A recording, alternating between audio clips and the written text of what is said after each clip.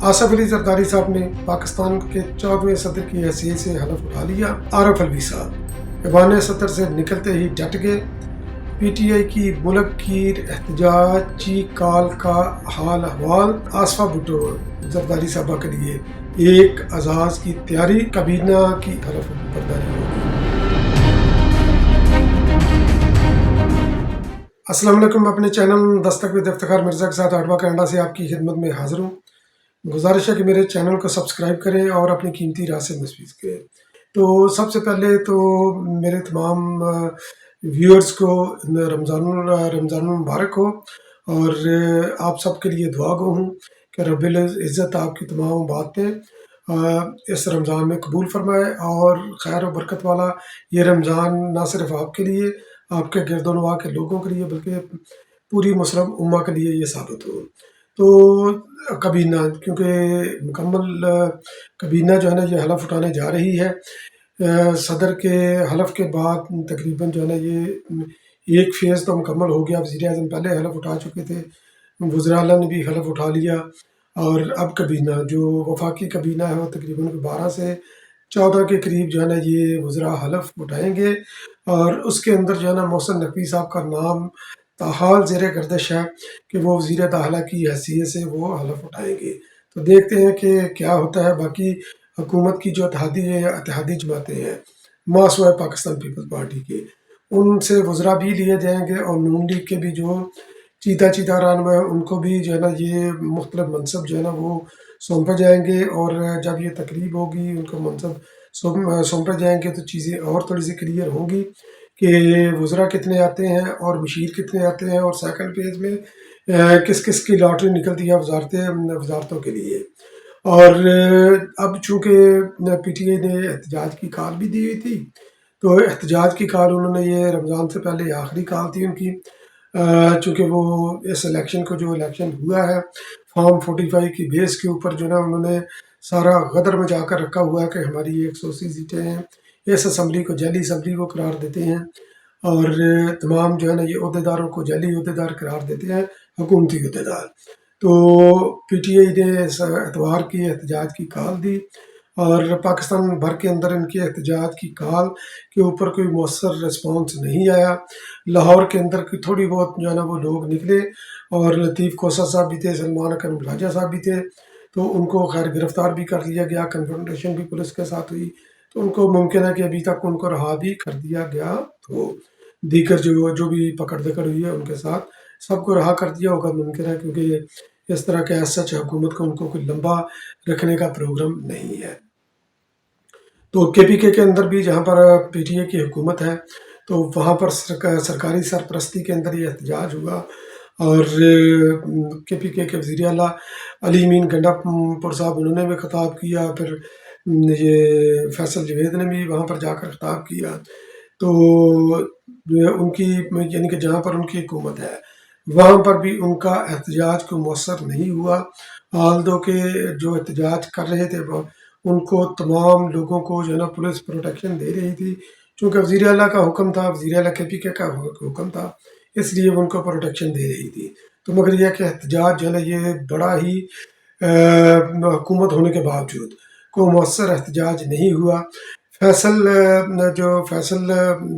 फैसल जवेद ख़ान साहब ने उधर ये एक चुगली छोड़ी कि इमरान खान अजीज़ जो है ना ये 15 रमज़ान तक ये बाहर आ जाएंगे और ये हो जाएगा वो हो जाएगा। बहरहाल ये इसी तरह का जो है ना ये काका चुकाए रखते हैं अपने फॉलोअर्स को। तो देखते हैं कि क्या बनता है क्या नहीं। तो उधर आरफ अलवी साहब ने जो पहले तो ये है कि सदर आसफ अली जरदारी साहब ने हलफ लिया, पुरवकार तकरीब हुई। उस तकरीब के अंदर ना तो मरियम नवाज शरीफ साहबा शिरकत की उन्होंने और ना ही जो है ना वो अली मीन गंडापुर ने शिरकत की। मरियम साहबा का कहा यह जा रहा है कि वो उनकी मसरूफियत थी पंजाब के अंदर, इसलिए वो शिरकत नहीं कर सकें इसके हलफ बर्दारी की तकरीब के अंदर, जबकि नवाज शरीफ वगैरह यकीनी तौर पर मियाँ शबाज शरीफ साहब भी थे, मुस्लिम लीग की क़यादत भी थी तहरीक इस हलफ बर्दारी की तकरीब के अंदर, और आरफ अलवी साहब भी थे। चूँकि उन्होंने ये चार्जेस वगैरह जो है ना आसफ अली जरदारी साहब को देने थे तो वो भी उधर मौजूद थे। तो पुरवकार तकरीब के अंदर ये हलफ हुआ। और अली मीन गंडापुर जो है ना वो इसलिए नहीं है, जो उन्होंने सोशल मीडिया के ऊपर जो उनकी वीडियो जो ज़ेर गर्दिश है वो इसलिए नहीं, वो कहते हैं कि ये असम्बली भी जाली है और इस असम्बली से मुंतखब होने वाला हर शख्स जाली है, हम आसफ अली जरदारी साहब कभी मैंडेट को तस्लीम नहीं करते, इसलिए जो है ना वो मैं हलफ बर्दारी की तकरीब के अंदर नहीं गया। तो बहरहाल अमूर ममलकत जो है ना ये चलते रहेंगे, आप जो मर्जी करें। तो हुकूमत ने चलना है, प्रेसिडेंसी ने भी चलना है, वफाकी हुकूमत ने भी चलना है, तो मजबूरन आपको ही हुकूमत के साथ जो है ना तुगन और करन आपको चलना पड़ेगा। आप कब तक जो है ना ये कन्फ्रंटेशन की पॉलिसी जो है ना वो लेकर आगे चलेंगे। तो आरफ अलवी साहब जो है ना जब वान सदर से निकले तो निकल कर वो कराची गए, कराची जाकर उन्होंने प्रेस कॉन्फ्रेंस करवा दी। प्रेस कॉन्फ्रेंस भी बेसिकली उनका बुनियादी मकसद यही था कि वो इमरान खान नियाज़ी की गुड बुक के अंदर वो आना चाहते थे। तो एक तो चूँकि जिस तरह ये बिलावल भुट्टो साहब ने भी जिक्र किया था कि जब ये असम्बली का इजलास नहीं बुला रहे थे आरफ अलवी साहब, तो बिलावल भुट्टो जरदारी साहब ने ये कहा था कि जनाब आरफ अलवी के ऊपर असम्बलियाँ तोड़ने का भी आर्टिकल लगना चाहिए, चूँकि जब उन्होंने ये आर्टिकल 5 के तहत जब नो कॉन्फिडेंस मोशन उड़ा दी गई थी, तो उस वक्त जनाब मिली भगत से साजिश ने इमरान खान नियाज़ी का प्री रिकॉर्डेड बयान, सदर का प्री रिकॉर्डेड बयान उन्होंने चंद मिनटों के अंदर अंदर उन्होंने चला दिया, असम्बली डिजॉल्व कर दी, जो कि खैर बाद में रिस्टोर हुई। ये भी एक तारीख का हिसाब के इल्म में है। तो ये आरफ अलवी साहब ने बोला कि अगर किसी ने जो है ना आर्टिकल 6 लगाना तो बेशक लगाए, क्योंकि अदालत के फैसलों के अंदर जो है ना असम्बली के तोड़ने का जिक्र नहीं है कि असम्बली की तोड़ी गई, और ये आर्टिकल 6 की जो है ना ये वायलेशन हुई, उसको बलडोज किया गया। इसलिए जो है ना वो कहते हैं कि मुझे किसी चीज़ का खौफ नहीं। 9 मई के हवाले से भी उन्होंने ये बोला कि जो लोग इसके अंदर जो मुलव्वस हैं उनको यकीनी तौर पर सज़ा मिलनी चाहिए, दूसरों को वो सज़ा नहीं मिलनी चाहिए। एक और उनसे सवाल किया गया कि इस्टेब्लिशमेंट के साथ और इमरान खान नियाज़ी के साथ जो मुज़ाकरात नहीं हो सके थे, इन दोनों फरीकों में से हट धर्म फरीक कौन है। तो उन्होंने इस सवाल को जो है ना ये पास ऑन कर दिया। उन्होंने बोला कि आप क्या मेरे मुंह से खुलवाना चाहते हैं कि कौन हट धर्म है।